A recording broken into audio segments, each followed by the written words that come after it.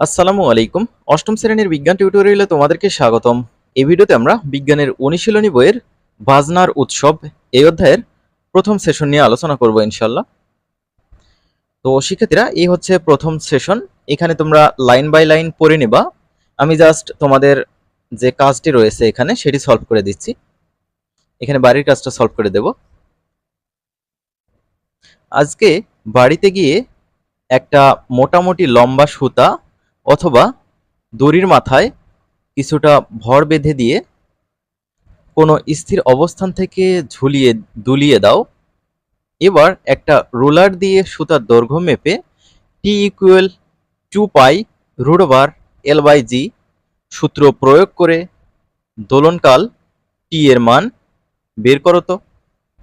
একই ভরের বস্তুকে ঝুলিয়ে সুতার দৈর্ঘ্য কম বেশি করে টি এর মানের কোনো পরিবর্তন পাও কিনা হিসাব করে খাতায় লিখে রাখো। তো শিক্ষার্থীরা দেখো, এখানে বলছে যে হচ্ছে একই ভরের বস্তুকে ঝুলিয়ে সুতার দৈর্ঘ্য কম বেশি করে টি এর মান বের করতে। এই সূত্রের মধ্যে কিন্তু কোনো ভর আমরা দেখতে পাচ্ছি না। আমরা জানি ভরকে এই যে এম দিয়ে প্রকাশ করা হয়, এখানে কিন্তু কোনো ভর বা এম নেই। তার মানে দোলনকাল ভরের ওপর নির্ভর করবে না। জাস্ট এখানে এল রয়েছে, এল মানে হচ্ছে লেন্থ, যেটা দৈর্ঘ্য বোঝায়। সুতার দৈর্ঘ্যের ওপর নির্ভর করবে। জি কিন্তু সবসময় কনস্ট্যান্ট, অর্থাৎ জি এর মান 9.8, আর পায়ের মানও তোমরা জানো 3.1416। ওকে, তাহলে চলো আমরা এটি সমাধান করে ফেলি। তো এ নম্বর দেখো, ধরি সুতার দৈর্ঘ্য এল সমান 0.5 মিটার, অর্থাৎ হাফ মিটার ধরা হয়েছে সুতার দৈর্ঘ্য। তারপর ভর এম সমান 200 গ্রাম। তো 200 গ্রামকে আমরা কেজিতে কনভার্ট করব। তো গ্রাম থেকে কেজিতে কনভার্ট করতে গেলে 1000 দিয়ে ভাগ করতে হয়। 200কে 1000 দিয়ে ভাগ করলে 0.2 কেজি হবে। যদিও এখানে ভরের কোনো কাজ নেই, তারপরও আমরা এখানে রেখে দিলাম। অভিকর্ষ ত্বরণ জি সমান 9.8 মিটার সেকেন্ড ইনভার্স 2, এটা তোমরা মনে রাখবা। এই মানটা মুখস্থের বিষয়, ঠিক আছে? তাহলে দোলনকাল টি সমান 2 pi root over L by জি। তারপর দেখো সমান দেওয়া হয়েছে 2 পাই রুট ওভার এল এর মান 0.5 ভাগ জি এর মান 9.8 বসিয়ে আমরা 1.42 সেকেন্ড পেয়েছি। দোলনকাল যেহেতু এটাও একটা সময়, তো সেকেন্ডে এটা লিখতে হবে। তো চলো আমরা ক্যালকুলেটরের মাধ্যমে দেখিয়ে দিই এটা কিভাবে তোমাদের সলভ করা যায়। তো প্রথমে এই যে 2 পাই ওঠাইতে হবে তোমাদের, ঠিক আছে? তাহলে 2 পাই কিন্তু এখানে আছে, তো এই যে শিফট প্রেস করে এখানে প্রেস করতে হবে। 2 pi root over L by জি ছিল, এখানে এই যে দেখো ভগ্নাংশে ক্লিক করলাম, ওপরে এল এর মান হচ্ছে 0.5, 0.5। তো এখন আমাদের নিচে আসতে হবে, ভাগ করতে হবে 9.8। তো এখন যদি আমি এই যে ইকুয়াল প্রেস করি, দেখো 1.41 আসছে। এখানে আমি 1.42 নিয়েছি, যেহেতু দশমিকের পর 2 ঘর নিয়েছি আমি। তৃতীয় ঘরটার দিকে খেয়াল করতে হবে। তৃতীয় ঘরটা যদি 4-এর বড় হয় তাহলে দশমিকের পরের ভ্যালুটার সাথে 1 যোগ হবে। তৃতীয় ঘরটা 4-এর বেশি অর্থাৎ 9, তাই দশমিকের পর 41 আছে, এর সাথে 1 যোগ করো 42 হবে, ঠিক আছে?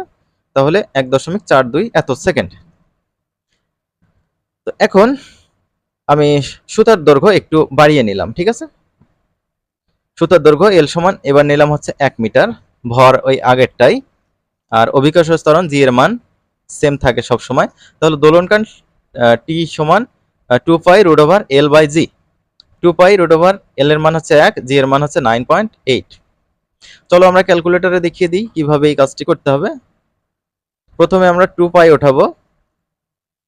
2 পাই রুট ওভার, ভগ্নাংশে প্রেস করবা, এল এর মান হচ্ছে 1 দিলাম। তো নিচে আসতে হবে, নিচে আসার পর আমাদের কি করতে হবে, 9.8 লিখতে হবে।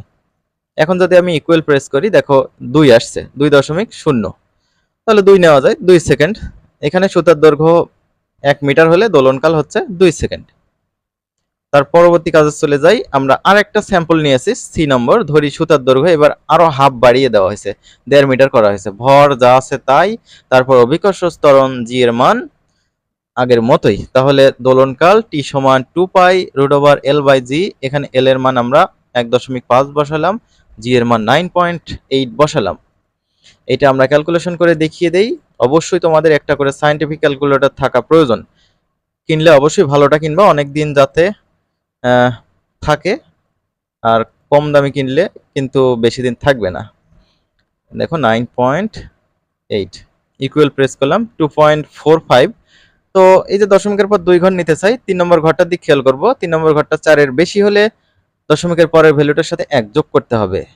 3 নম্বর ঘরটা 4-এর বেশি, তাই এই যে 0.45 ছিল এখানে, 45-এর সাথে 1 যোগ করে 46, তাহলে 2.46 এত সেকেন্ড।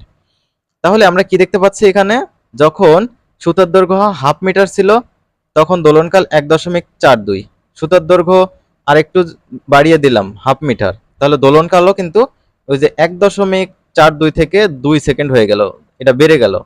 এখানে দেখো সুতার দৈর্ঘ্য আরো কিন্তু আমি হাফ মিটার বাড়িয়ে দিছি, দোলনকাল কিন্তু আরো বেড়ে গেছে, 2.46 সেকেন্ড হয়েছে। তার মানে কি বোঝা যাচ্ছে, সুতার দৈর্ঘ্য যত বাড়াচ্ছি দোলনকাল তত বাড়তেছে, তার মানে সুতার দৈর্ঘ্য কমালে দোলনকালও কমবে। তাহলে দেখো সুতার দৈর্ঘ্য ও দোলনকাল আমরা এই যে উপরের ভ্যালুগুলো যেভাবে পেলাম, হাফ মিটার যখন নিলাম সুতার দৈর্ঘ্য, দোলনকাল এত পেয়েছি, 1 মিটার নিলে সুতার দৈর্ঘ্য, দোলনকাল এত, 1.5 মিটার নিলে দোলনকাল এত পেয়েছি, ঠিক আছে। তাহলে আমরা বলতে পারি ছক থেকে দেখা যাচ্ছে দৈর্ঘ্য বাড়লে দোলনকাল বাড়ে, আবার দৈর্ঘ্য কমলে দোলনকাল কমে। অতএব বলা যায় দৈর্ঘ্য এবং দোলনকাল পরস্পর সমানুপাতিক, অর্থাৎ একটা বাড়লে আরেকটা বাড়বে, একটা কমলে আরেকটা কমবে, এরকম হলে ওই দুটোর মধ্যে সম্পর্ক হচ্ছে সমানুপাতিক, ঠিক আছে। আর যদি একটা বাড়লে আরেকটা কমে, একটা কমলে আরেকটা বাড়ে, তাহলে ওই সম্পর্ক হবে ব্যস্তানুপাতিক, ঠিক আছে। আশা করি বুঝতে পেরেছো। আমরা পরবর্তী ভিডিওতে পরবর্তীতে যে সেশন রয়েছে দ্বিতীয় তৃতীয়, এটি নিয়ে আলোচনা করব।